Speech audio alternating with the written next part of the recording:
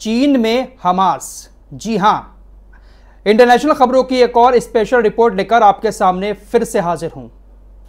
Hamas चीन तक पहुंच गया है। नेतन्याहू अगर अमेरिका पहुंचा तो हमास और महमूद अब्बास का जो फतेह ग्रुप है, साथ ही साथ फिलिस्तीन के और 14 संगठन चीन पहुंच गए। चीन ने फिलिस्तीन के सभी संगठनों को अपने यहां पर बुलाया, हमास को भी बुलाया। हमास और जिस फतेह ग्रुप के बीच काफी दुश्मनी है, महमूद अब्बास का जो फिलिस्तीनी सरकार का जो फतेह ग्रुप है उसके बीच, लेकिन चीन ने इन सभी संगठनों को अपने देश के अंदर बुलाया और एक सिग्नेचर भी करवाए।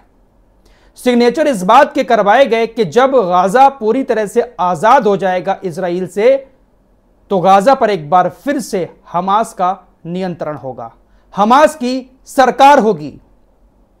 इस बात की रजामंदी के सिग्नेचर चीन ने महमूद अब्बास के फतेह ग्रुप और 14 और फिलिस्तीनी ग्रुप से करवा लिए हैं। यह बात इजराइल को बहुत ज्यादा बुरी लगी है, लेकिन यह बहुत बड़ी बात है कि फतेह ग्रुप ने हमास के साथ समझौता किया है। गाजा को आजाद करने के बाद हमास एक बार फिर से गाजा पर अपनी सरकार चलाएगा, इस बात के लिए फतेह ग्रुप राजी हो गया है। चीन ने इन सभी संगठनों को मनाया है, बाकायदा सिग्नेचर भी करवा लिए हैं। इजराइल को मिर्ची लग गई। इजराइल का ये जो विदेश मंत्रालय का मंत्री है, इसने कहा कि युद्ध के बाद गाजा पर संयुक्त नियंत्रण के लिए हमास और फतेह ने चीन में एक समझौते पर सिग्नेचर किए हैं। आतंकवाद को खारिज करने के बजाय महमूद अब्बास ने अपना असली चेहरा उजागर करते हुए हमास के हत्यारों और बलात्कारियों को गले लगा लिया। वास्तव में ऐसा नहीं होगा, क्योंकि हमास का शासन कुचल दिया जाएगा और अब्बास दूर से गाजा को देख रहे होंगे। इजराइल की सुरक्षा पूरी तरह इजराइल के हाथ में ही रहेगी। यह मंत्री अभी भी धमकी दे रहा है कि ये जो समझौता कर लिया है महमूद अब्बास ने गद्दारी करते हुए इजराइल से, ऐसा कभी नहीं होगा। हमास को तो हम कुचल देंगे। हमास कैसे अपना शासन दोबारा से गाजा में कायम करेगा?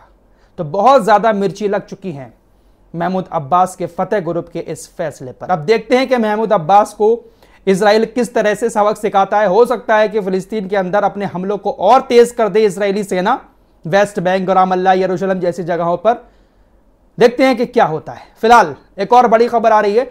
एडिडास का नाम आप लोगों ने सुना ही होगा, बहुत अच्छे अच्छे शूज बनाती है, जर्मन कंपनी है। उसने एक ऐड किया, जो बेला हदीद है अमेरिका की मॉडल, उनको उस एडवर्टाइज में शामिल कर लिया।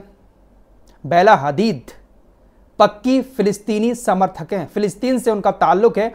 उनके पिता जो थे, उनके फादर फिलिस्तीन के थे और उनका ताल्लुक बहुत ज़्यादा फिलिस्तीन से है और हमेशा फिलिस्तीन के सपोर्ट में वो खड़ी रहती हैं, लेकिन हमेशा वो इजराइलियों के निशाने पर भी रहती हैं।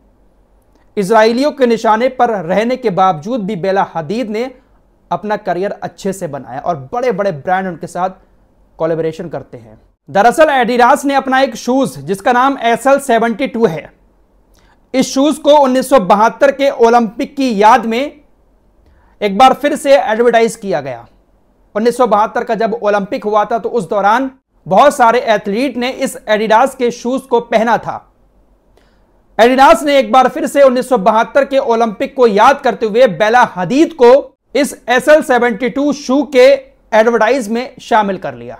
जैसे ही बेला हदीद के साथ यह पोस्टर सामने आया, इजरायली सरकार को बहुत ज्यादा बुरा लग गया, साथ ही साथ यहूदियों को और यहूदी संगठनों को भी बहुत ज्यादा बुरा लग गया। सोशल मीडिया पर एडिडास बॉयकॉट ट्रेंड होने लगा। आखिर यहूदियों को बुरा क्यों लगा इस शू के जारी होने पर? दरअसल बेला हदीद पक्की फिलिस्तीनी समर्थक है, हमेशा इजराइल के नरसंहार के खिलाफ बात करती रहती हैं। 1972 में ही ओलंपिक के दौरान तकरीबन इजराइल के 11 खिलाड़ियों को गोली मार दी गई थी, साथ ही साथ कुछ कोचेस को भी मार दिया गया था। 1972 में इजरायली यहूदियों के साथ, खिलाड़ियों के साथ एक बड़ा नरसंहार हुआ था और इजराइल 1972 के ओलंपिक में हुए इस नरसंहार को बहुत दर्दनाक नरसंहार मानता है। तो जैसे ही एडिडास की तरफ से 1972 के ओलंपिक के उस शूज को बेला हदीद के साथ मिलकर एडवर्टाइज किया गया, यहूदियों ने कहा कि एडिडास हमें चिढ़ा रहा है। बेला हदीद जो हमारी पक्की दुश्मन है, जिसके लोगों ने हमारे खिलाड़ियों को 1972 में मार दिया था, उसी 1972 के ओलंपिक के शूज को एडिडास बेला हदीद के साथ मिलकर एडवर्टाइज कर रहा है। एडिडास हमें चिढ़ा रहा है, हमारे उस नरसंहार की याद दिला रहा है। इजराइल ने इसकी सख्त मुखालिफत की, बॉयकॉट एडिडास ट्रेंड होने लगा, जिसके बाद अब एडिडास ने इजरायली यहूदियों से, इजरायली सरकार से और अमेरिका में रहने वाले यहूदियों से माफी मांगी है। साथ ही साथ बेला हदीद को इस एडवर्टाइज से हटाने का भी फैसला कर लिया है। एडिडास ने कहा कि हमने जानबूझकर नहीं किया, हमने तो सिर्फ अपने उस शूज को जिसको ओलंपिक के दौरान लाया गया था 1972 में, उसको प्रदर्शित किया। हमें आपके खिलाड़ियों पर हुए दर्दनाक नरसंहार की याद दिलाने का कोई प्लान नहीं था। लेकिन इजराइल को लगा कि बेला हदीद को लाए हैं और इन्हीं के लोगों ने हमें मारा था, तो ये हमें चिढ़ा रहे हैं। फिलहाल बेला हदीद ने कहा है कि अगर कंपनी हमें हटाती है तो हम कोर्ट भी जाएंगे। बेला हदीद कोई छोटी मोटी अमेरिकी मॉडल नहीं है, बहुत बड़ी पहचान रखती हैं, बहुत अच्छा करियर इन्होंने मॉडलिंग में अमेरिका के अंदर बना लिया है। फिलहाल एक और समझौता यमन और सऊदी अरब के बीच हुआ है। यमन और सऊदी अरब ने ऐतिहासिक समझौते पर सिग्नेचर किए हैं। इसकी घोषणा अंसारुल्लाह हौतीस के आधिकारिक प्रवक्ता ने की है। दोनों पक्षों के बैंकों के खिलाफ हाल के फैसलों और कार्रवाइयों को रद्द करना और भविष्य में इसी तरह से किसी भी उपाय को रोकना। सना और जॉर्डन के बीच यमनिया की उड़ानें फिर से शुरू करें, इसे 3 दैनिक उड़ानों तक बढ़ाएं और काहिरा और भारत के लिए यह आवश्यकता अनुसार दैनिक उड़ानें निर्धारित करें। कंपनी के सामने आने वाली प्रशासनिक, राजनीतिक और वित्तीय चुनौतियों के समाधान के लिए बैठकें आयोजित करें। रोड मैप के आधार पर सभी आर्थिक और मानवीय मुद्दों पर चर्चा के लिए बैठकें शुरू करें। तो कई सारे समझौतों पर यमन और सऊदी अरब के बीच ऐतिहासिक सिग्नेचर हुए हैं। इससे पहले ऐसी बात यमन और सऊदी अरब के बीच कभी नहीं हुई।